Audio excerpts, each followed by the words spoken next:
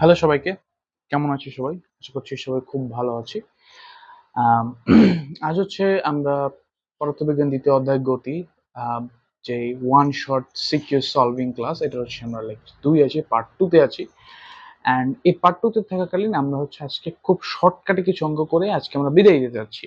আমরা চাচ্ছি না যে আজকে আমরা অনেক বেশি লং করব ভিডিও কিংবা আজকে হচ্ছে আমরা অনেক বেশি কথা বলবো, অনেক বেশি হচ্ছে আমরা লেকচার করবো, এরকম না। আজকে আমরা খুব সিম্পল ওয়েতে কিছু জিনিস দেখিয়ে দিব যেগুলো খুব বেশি কমন এন্ড খুব বেশি পরিমাণে হচ্ছে পরীক্ষায় আসতে পারে। সেই জিনিসগুলো আমরা একটু দেখবো এবং খেয়াল রাখবো। এগুলো আমরা করে হচ্ছে তারপরে সব ঠিক করে ফেলবো।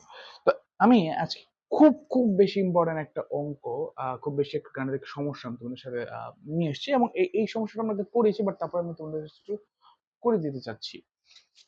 সেই সমস্যাটা কি চলো আমি একটু দেখিনি। একটু যদি তোমরা দেখো এখানে যশোর পদ্ধতিতে দেখেছো আমি কিভাবে এটাকে মার্ক করে রেখেছি। এখানে দেখো কি লেখা আছে, 20 ইউনিভার্স ওয়ান আদিবাহিক একটি ক্রিকেট বলকে মুকুল খাড়া উপরের দিকে ছুড়ে দিল। একই সময় নিশান 30 মিটার দূরে থেকে 6 ইউনিভার্স ওয়ান বেগে ছুটে এসে বলটি ধরতে চেষ্টা করলো। তাহলে এখানে আমাদের যে গ ঘ প্রশ্নগুলো দেখো তো, বলটি সর্বোচ্চ কত উচ্চতে উঠেছিল তা নির্ণয় করো। তাহলে বলটি সর্বোচ্চ কত উচ্চতে উঠেছিল সেটা আমাদের নির্ণয় করতে হবে এবং তারপর নির্ণয় করতে হবে গাণিতিক বিশ্লেষণের মাধ্যমে আম, নিশানের পক্ষে বলটি মাটিতে পড়ার পূর্বে ধরা সম্ভব কিনা তা গাণিতিক বিশ্লেষণের পক্ষে মতামত দাও।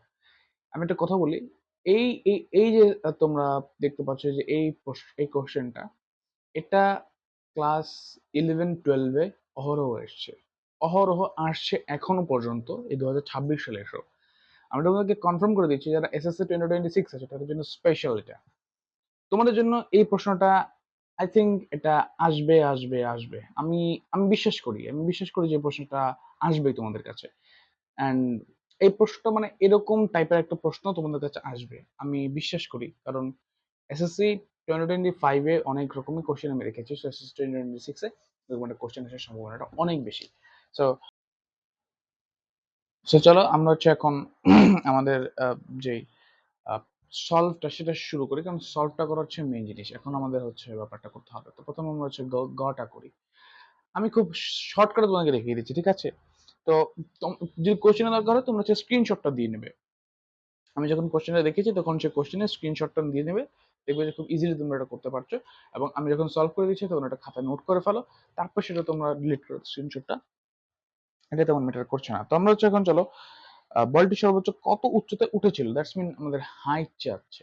তো এই হাইটটা আমাদের নির্ণয় করতে হবে এবং এই হাইটটা খুব বেশি ইম্পর্টেন্ট। তো এই উচ্চতা নির্ণয় করার জন্য আমরা এখানে যদি আমাদের যে ইনফরমেশন গুলো আছে সেগুলো যদি আমরা একটু দেখি যে ইনফরমেশন কি কি দেওয়া আছে। ইনফরমেশন আমাদের জন্য U20 ms inverse 1, 20 metre per second কি দেওয়া ছিল, 20 মিটার পার সেকেন্ড আদি বেগে একটি ক্রিকেট বলকে মুকুল খাড়া উপরের দিকে ছুড়ে মারে। তার মানে এটা আমাদের আদি বেগ। আমাদের ক্ষেত্রে কিন্তু V0, কারণ আমাদের যেহেতু সর্বোচ্চ উচ্চতায় উঠতে হবে তাহলে সর্বোচ্চ উচ্চতার V0, এবং আমাদের জি 9.8 ms ইনভার্স টু অ্যান্ড তাহলে আমাদের হচ্ছে এখন এইচ কত। It's a really good question এবং এটা খুব সুন্দর একটা কোশ্চেন। এটা আমার কাছে অনেক ভালো লাগে এই সমস্ত কোশ্চেন সলভ করতে। তো v square equal u square minus 2gh, এখন আমরা বা 2gh equal u square minus v square, বা h ইকুয়াল আমরা কি করতে পারি এখন u square minus v square by 2g। এখন এটাকে যদি আমরা একটু হচ্ছে আমরা ক্যালকুলেশনের পর্যায়ে নিয়ে আসি, 20 square minus 0 square 29.8 equal 20.41 metre. আমি তোমাদেরকে একটা টিপস দিয়ে দিই যেটা তোমাদের খুব বেশি পরিমাণে হচ্ছে লাগবে, তোমরা এটা নির্ণয় করে দিতে পারো, যেটাই হবে। তোমাদের একটা টিপস দিয়ে দিই, সেটা হচ্ছে যে তোমরা এই যে আহ, যেখানে সূত্র বসাচ্ছ, তো যে সূত্রটা তোমরা নির্ণয় করছো এই সূত্রটা বসাচ্ছ, এই সূত্র তোমরা যখন সূত্রের মধ্যে মান বসাচ্ছ তখন তোমাদের অ্যাকচুয়ালি হচ্ছে আহ, যে এককটা সেটা লেখার দরকার নেই, কারণ এককটা হচ্ছে আমাদের জন্য কনস্ট্যান্ট এবং এটা সবসময় থাকবে এককটা।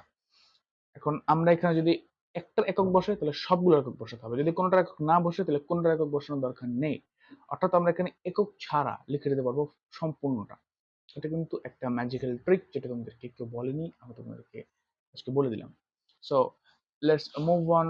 আমাদের যে নেক্সট যে পার্টটা সেটা দিয়ে আমরা এখন হচ্ছে আমরা মুভ হই। তাহলে এটা আমাদের আনসার কিন্তু রেডি। এবার আমরা চলো আমাদের ঘটা আমরা একটু দেখি যে ঘটা কিভাবে আছে। এখানে বলা হয়েছিল নিচের পক্ষে বলটি মাটিতে পড়ার পূর্বে ধরা সম্ভব কিনা তা গাণিতিক বিশ্লেষণের মাধ্যমে মতামত দাও। তো এখানে আমরা এখন 20 ms ইউনিভার্স বেগে একটি ক্রিকেট বলকে মুকুল খাড়া উপরের দিকে ছুড়ে দিল। তারপরে একই সময় নিশান 30 মিটার দূর থেকে 6 মিটার/সেকেন্ড বেগে ছুটে আসলো। অর্থাৎ আমি একটা বলকে এভাবে ছুড়ে দিলাম উপরের দিকে। এখন উপরের দিকে যখন আমি ছুড়ে দিচ্ছি, আমি 20 মিটার/সেকেন্ড বেগে ছুড়ে দিচ্ছি, খাড়া উপরের দিকে চলে যাচ্ছে। সর্বোচ্চ দূর হচ্ছে 20.41 মিটারে। এবং আরেকজন 30 মিটার দূর থেকে দৌড়ে আসছে, সেটা প্রায় 6 মিটার/সেকেন্ড বেগে দৌড়চ্ছে। এখন ও দৌড়ে এসে আমাদের কাছে এসে বলছে যে ও বলটা ধরতে পারবে কিনা, এটা আমাদের জন্য জিজ্ঞেস করছে। তো আমাদের এখন যদি বলটা ধরতে হয় তাহলে আমরা কি করতে পারি, যেহেতু আমাদের সর্বোচ্চ উচ্চতা হচ্ছে যে, সো এবার আমাদের হচ্ছে যে এটা নির্ণয় করতে হবে। তাহলে এখানে আমাদের যেই পেলাম, আমরা তো এইচ পেয়ে গেছি, এইচটা কি তো পেয়ে গেলাম। এখন আমাদের বের করতে হবে হচ্ছে যে আমাদের অ্যাকচুয়ালি কি দরকার। অ্যাকচুয়ালি আমাদের যেটা হচ্ছে সে ধরতে পারবে কিনা, অর্থাৎ সে দৌড়ে এসে এটার কাছে পৌঁছতে পারবে কিনা, এটা হচ্ছে সবচেয়ে বড় কথাটা। তাহলে এখানে আমরা প্রথমে আমাদের কাছে সময়টি নির্ণয় করতে হবে, যে এটা সর্বোচ্চ উত্তরে উঠতে কত সময় প্রয়োজন, এবং আবার মাটিতে নেমে যখন এটা মাটিতে পড়বে তখন এটা তো দুই গুণ হবে। তাহলে উঠতে যতক্ষণ সময় লাগছে নামতে ঠিক ততক্ষণই সময় লাগবে। তো প্রথমে আমরা ওঠার সময়টা নির্ণয় করবো, তারপরে সেটা দুই গুণ করলে এটা মাটিতে স্পর্শ করার নামার যে মাটিতে যখন ভূমি স্পর্শ করবে তখনকার সময়টা আমরা নির্ণয় করে ফেলবো। এখন এই দুটো সময় আমরা যখন এই সময়টা নির্ণয় করে ফেলবো তখন আমরা হচ্ছে নিশানের সময়টা নির্ণয় করব। তাহলে নিশানের যে দৌড়ে আসতে যে সময়টা লাগছে, আমরা দেখবো যে ওই সময় থেকে এই সময়টা যদি কম হয়ে যায় তাহলে ধরতে পারবে না, এটা মাটিতে পড়ে যাবে। যদি নিশানের মানে নিশানের সময় যদি বেশি হয়ে যায়, মানে উপর থেকে নিচে পড়ার সময় যদি কম হয় এবং নিশানের সময়টা যদি বেশি হয়ে যায়, তাহলে ওটা ধরতে পারবে না, কারণ ওর আসার আগে এটা পড়ে যাচ্ছে মাটিতে। আর ওর যদি এটার থেকে কম হয় তাহলে ধরতে পারবে ইজিলি। তো চলো আমরা এখন এটা নির্ণয় করি। প্রথম হচ্ছে আমরা টিটা নির্ণয় করি। আমরা কিন্তু এই সূত্রটা পড়েছি মাইনাস জিটি, যেটা হচ্ছে আমাদের প্রয়োজনীয় সময়। এখন তাহলে এখানে আমরা টি ইজিলি লিখতে পারি u minus v divided g. That's mean আমি এখানে লিখতে পারি 20 মাইনাস 0 9.8 ইকুয়াল 2.041 সেকেন্ড। এটা নির্ণয় করা হয়ে গেল। এখন আমরা এইটাকে আবার 2 দিয়ে গুণ করে দিচ্ছি, তার মানে এটা চলে আসছে 4.082 সেকেন্ড। এটা হচ্ছে আমাদের নির্ণয় বেগ, নির্ণয় সময়। অর্থাৎ বলটাকে আমি যে বলটাকে এখান থেকে ছুড়ে দিয়েছি উপরের দিকে, সে এই টপে পৌঁছেছে এবং সে টপ থেকে সে আবার একই মাটিতে চলে এসেছে, একই জায়গায় চলে এসেছে। তাহলে সেখানে আসতে তার যে সময়টা লেগেছে, এটাই এই যে সময়টা, এই যে হোল যে সময়টা আমাদের লেগেছে, এটা হচ্ছে 4.082 সেকেন্ড। এখন এই সময়টা তো লাগলো, ও মাটিতে পড়বে। এখন নিশান যদি দৌড়তে পারে, এর চেয়ে কম সময় যদি এখানে আসতে পারে, এই যে ধরো না নিশান, এখন ও যদি এর চেয়ে কম সময় এখানে আসতে পারে তাহলে ধরতে পারবো বলটা। আর যদি ওর সময় বেশি লেগে যাচ্ছে, অর্থাৎ 4.083 সেকেন্ডও যদি লেগে যায়, ধরতে পারবে না, এটা ধরতে পারবে না। বলটা ওর হাত থেকে বা মাটিতে পড়ে যাবে ও হাত দেওয়ার আগেই। ওকে, চলো এটা আমরা নির্ণয় করি। এখন দেখি নিশানের দৌড়তে কত সময় লাগছে। নিশানের দূরত্ব কিন্তু 30, এবং ওর যে সময়টা, এখন ওটা নির্ণয় করতে হবে আমাদেরকে। তাহলে আমরা এখানে এস ইকুয়াল ভিটি নির্ণয় করতে পারি, কারণ সমবেগে বলেছে 6 মিটার/সেকেন্ডে দৌড়ে আসছে। তো ভিটি যদি আমরা নির্ণয় করি তাহলে এখানে easily t equal s by v equal 30/6 equal 5 second. That's mean আমি যেটা বলেছিলাম যে ওর যদি সময়টা বেশি লাগে ও কোনোদিনও ধরতে পারবে না, অর্থাৎ ও এই বলটাকে ক্যাচ করতে পারবে না। জাস্ট সিম্পল, ও বলটাকে ক্যাচ করতে পারবে না, কারণ ও অনেক বেশি সময় লাগিয়ে ফেলছে ওই 30 মিটার দূর থেকে এখানে আসতে, তোমরা বড় করতে পারবে না। খুবই সিম্পল, খুবই খুবই খুবই বেশি সিম্পল অঙ্কগুলো। এবং এই গাণিতিক সমস্যাগুলো যদি তোমাদের হচ্ছে সলভ করা থাকে, পরীক্ষায় দেখবে কত হেল্প হচ্ছে, তুমি বলে বোঝাতে পারবে না অ্যাকচুয়ালি, যে এত হেল্প হবে তোমার, তুমি আসলে কল্পনা করতে পারছো না। এন্ড সবচেয়ে বড় কথা হচ্ছে তোমাদের এই অঙ্কগুলোই লাগবে, এর বাইরে কোনো অঙ্ক আসলে লাগার কথা না। আমি যেটা বলে দিলাম এটা দেখবে যে পরীক্ষায় আসতে পারে, 80% চান্সেস আছে তোমরা এটা খুব ভালো করে পড়ে যাবে। অ্যান্ড তারপরে আমরা যখন দেখবো যেটা আসছে না, আমরা আগে যেগুলো করেছি অর্থাৎ যেগুলো, ওগুলো থেকে কিছু একটা আসবে এক্স্যাক্টলি ধরে নাও। চলো এখন আমরা আরেকটা নিয়ম করাই যেটা তোমাদের হচ্ছে খুব খুব বেশি ইম্পর্টেন্ট। সেই নিয়মটা সেই নিয়মটা হচ্ছে তোমাদের হচ্ছে যে তক্তা মানে গুলি তক্তা এরকম, কিন্তু তার আগে আমি যে আরেকটা সলভিং তোমাদেরকে দেখাচ্ছি, যে সলভিংটা তোমাদের খুব বেশি পরিমাণে প্রয়োজন। তোমরা হচ্ছে এই এই কোশ্চেনটা একটু একটু একটু খেয়াল করো। এই কোশ্চেনটা এখানে কি রেখেছে, আশা করি দেখা যাচ্ছে। একজন অন্ধ ব্যক্তি রাস্তা ক্রস করার জন্য ফুটপাতে দাঁড়িয়েছিল।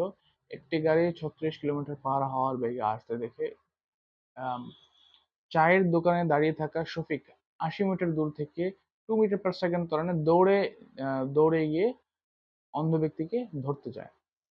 উক্ত সময়ের মধ্যে অন্ধ ব্যক্তি শফিকের থেকে আরো 1 মিটার সরে গেছে। মানে কোশ্চেনটা একটু জটিল মনে হচ্ছে না? আমি আবার বলছি তোমাদেরকে, একজন অন্ধ ব্যক্তি রাস্তা ক্রস করার জন্য ফুটপাতে দাঁড়িয়েছিল। মানে একটা অন্ধ ব্যক্তি রাস্তা ক্রস করবে, এই পার থেকে ওই পার, এই যে ধরনের রাস্তা, এটা হচ্ছে ফুটপাত, এখান থেকে এখানে আসবে, তাহলে এই যে দাঁড়িয়েছিল এখানে। এখন একটি গাড়ি 36 কিলোমিটার পার হওয়ার সমবেগে আসতে দেখে, মানে একটা গাড়ি এখান থেকে সজোরে যাচ্ছে, 36 কিলোমিটার পার হওয়ার সমবেগে যাচ্ছে, এইটা দেখে চায়ের দোকানে দাঁড়িয়ে থাকা শফিক 80 মিটার দূর থেকে, ও এইখানে আছে, ও এখানে আছে, ও এখান থেকে দৌড় আসছে, দূর থেকে 10 মিটার পার সেকেন্ড ত্বরণে দৌড় দিয়ে অন্ধ ব্যক্তিকে ধরতে যায়। ও অন্ধ ব্যক্তিকে ধরতে গেছে, কিন্তু উক্ত সময়ের মধ্যে অন্ধ ব্যক্তি শফিকের থেকে আরো 1 মিটার দূরে সরে গেছে, অর্থাৎ সে এইদিকে আরো 1 মিটার চলে এসেছে, কারণ ও রাস্তা পার হচ্ছে তো। তার মানে ওকে এইভাবে আসতে হবে। আশা করি কনসেপ্টটা ক্লিয়ার। এখন আমরা জাস্ট সলিউশনটা করছি। চলো দেখাই তোমাদেরকে এটা কতটা ইজি। চলো দেখাই তোমাদেরকে এটা কতটা ইজি। ওকে, এটা কতটা ইজি সেটা চলো আমরা এখন দেখি। এখন আমাদেরকে হচ্ছে প্রথমে হচ্ছে ম্যাথটা সলভিং এর পরে যেতে হবে। প্রথমেই আমাদের যেটা কোশ্চেন ছিল সেটা হচ্ছে গাড়িটির 10 মিটার যেতে কত সময় লাগবে। গাড়িটির 10 মিটার যেতে কত সময় লাগবে, অর্থাৎ আমাদের হচ্ছে যে গড়টা সেটা আমি চলো নির্ণয় করি। এটা আমাদেরকে বলা হয়েছে যে আমাদের v equal 36 kilometre per hour. That's mean আমরা হচ্ছে, এখন চলো আমি তোমাদেরকে এই একটা নিয়ম আশা করি আগেও শিখেছি, এখনো শিখিয়ে দিচ্ছি। 36 × 1000/3600। একটা কথা মাথায় রাখবে, কোন কিলোমিটার পার আওয়ারকে যখন মিটার পার সেকেন্ড নিতে হবে, তাহলে 1000 দ্বারা গুণ 3600 দ্বারা ভাগ, 1000 দ্বারা গুণ 3600 দ্বারা ভাগ। সিম্পল একটা কথা, 1000 দ্বারা গুণ 3600 দ্বারা ভাগ, 1000 দ্বারা গুণ 3600 দ্বারা ভাগ। কখনো 3600 দ্বারা গুণ কিংবা 1000 দ্বারা ভাগ এটা বলবে না, 1000 দ্বারা গুণ 3600 দ্বারা ভাগ। এই ফর্মুলাটা মাথায় রাখবে, একটু একটু মনে রাখো, দেখবে যে কতটা ইজি হয়ে যাচ্ছে ব্যাপারটা। 3600 দ্বারা ভাগ, 1000 দ্বারা গুণ, simple. You can is it, এবং এটা খুবই সুন্দর করে মনে রাখা যাচ্ছে। তাহলে এখন এটাকে আমরা কি করতে পারি, 10 মিটার পার সেকেন্ড নিতে পারি, তাহলে 10 মিটার পার সেকেন্ড হয়ে যাচ্ছে। এখন 10 মিটার পার সেকেন্ড হওয়ার পরে আমাদের হচ্ছে যে টিটা বের করতে হবে, যে টিটা কত। হ্যাঁ, কারণ বলেছে যে কত সময় লাগবে 10 মিটারে, তাহলে আমাদের এস ইকুয়াল কিন্তু 10 মিটার। তাহলে খুব ইজি, গাড়িটা সমবেগে আসছিল, এস ইকুয়াল ভিটি, টি ইকুয়াল S/V1। শেষ, কোনো কথা হবে না, জাস্ট শেষ। And এটা কিন্তু খুব ইম্পর্টেন্ট একটা অঙ্ক, খুব ইম্পর্টেন্ট একটা গাণিতিক সমস্যা। আমি তোমাদেরকে দেখিয়ে দিচ্ছি। আজকে খুব বেশি বড় ক্লাস হবে না, সর্বোচ্চ আই থিঙ্ক আমি 20-25 মিনিটে এন্ড করতে পারি। কারণ হচ্ছে যে আমি তোমাদেরকে পার্ট ওয়ানে অনেক কিছু দেখিয়েছি, অনেকগুলো কনসেপ্ট দেখিয়েছি। আজকের এই পর্যায়ে এসে আমি তোমাদেরকে হচ্ছে আরো কিছু ছোট ছোট কনসেপ্ট দেখিয়ে দিচ্ছি, যেগুলো হচ্ছে আমাদের খুব ইম্পর্টেন্ট। তার মধ্যে তক্তা অথবা গুলির যে অঙ্কটা, এটা খুব বেশি ইম্পর্টেন্ট, আমি তোমাকে দেখাবো। অ্যান্ড আমি নেক্সট যে ক্লাসটা করবো সেই ক্লাসটা মেবি বলের ওপর করতে পারি আমি। সে বলের উপর করাতে গিয়ে আমি তোমাদেরকে হয়তোবা যদি গতির কোনো চ্যাপ্টার বাকি থেকে যায় বা কোন কনসেপ্ট যদি বাকি থেকে যায় সেটা আমি তোমাদেরকে দেখানোর চেষ্টা করব। সরি, আচ্ছা, sorry.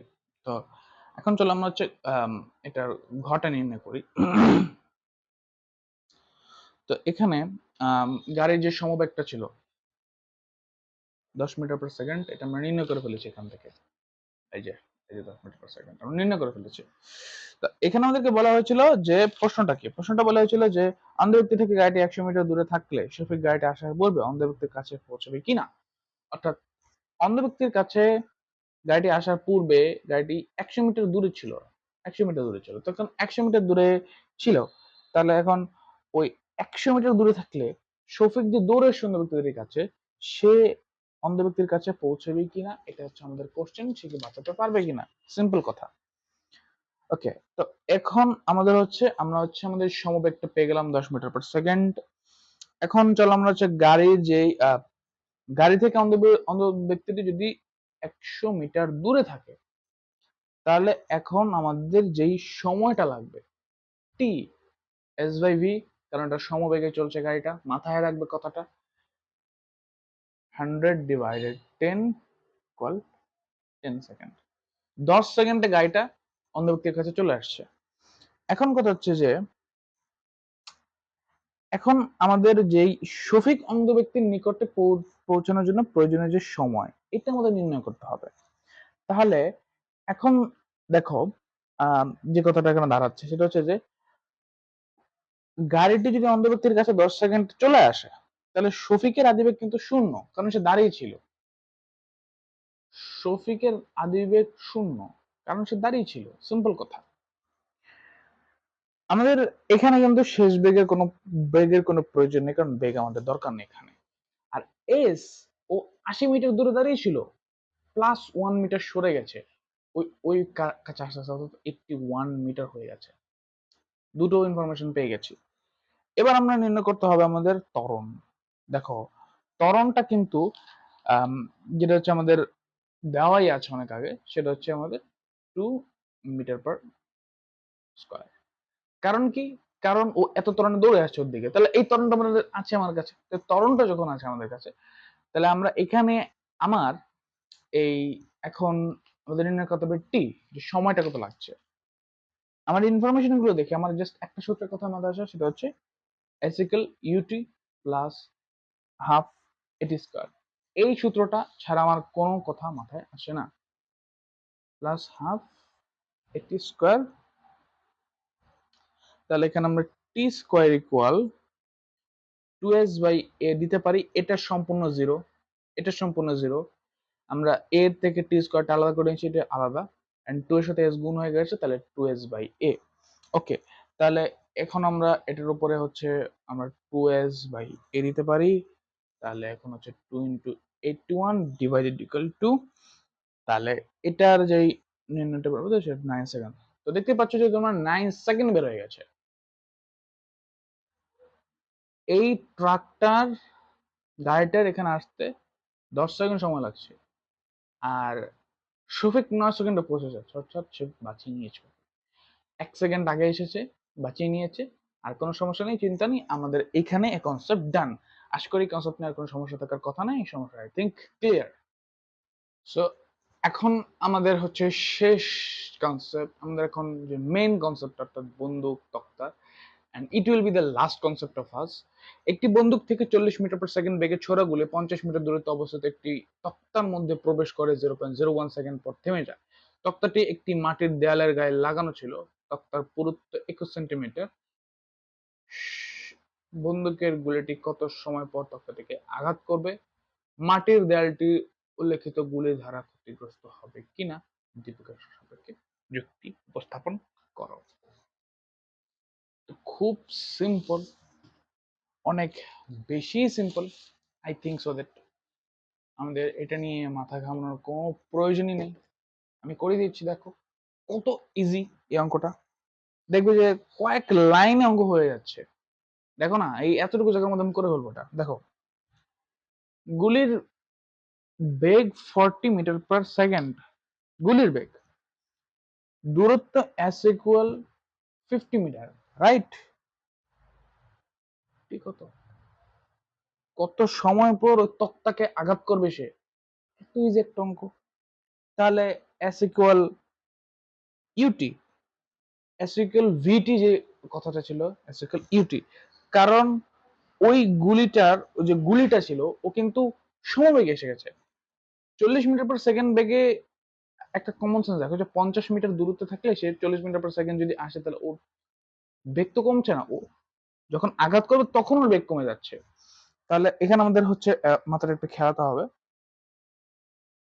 T equal s by you 50/40, তাহলে টু 1.25 সেকেন্ড, শেষ।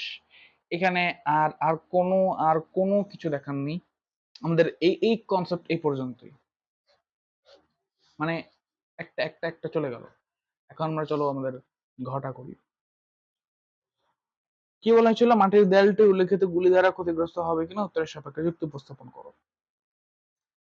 গুলির বেগ 40 মিটার/সেকেন্ড, সময় 0.01 সেকেন্ড, অর্থাৎ প্রবেশ করার 0.01 সেকেন্ড পর থেমে যায়। গুলির শেষ বেগ 0, কারণ ও থেমে যাচ্ছে, ও থেমে যাচ্ছে। আর এখানে কিন্তু কনসেপ্টটা সেম ছিল, ও থেমে গেছে, তার মানে এখানে ওদের শেষ বেগের কোনো প্রয়োজন ছিল না। আর এখানে তো সমবেগ এসে গেছে, ঠিক না? ওর তো বেগটা কমছে না, লাগার পরে বেগ কমছে, যেটা এখানে। এখন আমরা যদি আমাদের এই সূত্রটি ইউজ করি, s equal u plus v divided 2 × t, তাহলে কিন্তু এখানে খুব সুন্দর করি আমরা 40 + 0/2 ইন্টু 0.01 এটা আমরা দিতে পারি। তাহলে এখানে আমরা আসবে 0.2 মিটার, যেটাকে আমরা 20 সেন্টিমিটার করতে পারি। তক্তার পুরুত্ব 21 সেন্টিমিটার, যেটা অ্যাবসলিউটলি 20 সেন্টিমিটার থেকে বড়। তার মানে দেয়াল কোনোভাবে মাটির দেয়াল ক্ষতিগ্রস্ত হবে না, অর্থাৎ মাটির দেয়াল বেঁচে যাবে। তো আমাদের এই কনসেপ্টটা এখানে ক্লিয়ার, অ্যান্ড আই থিঙ্ক আর কোনো সমস্যা হওয়ার কথা না।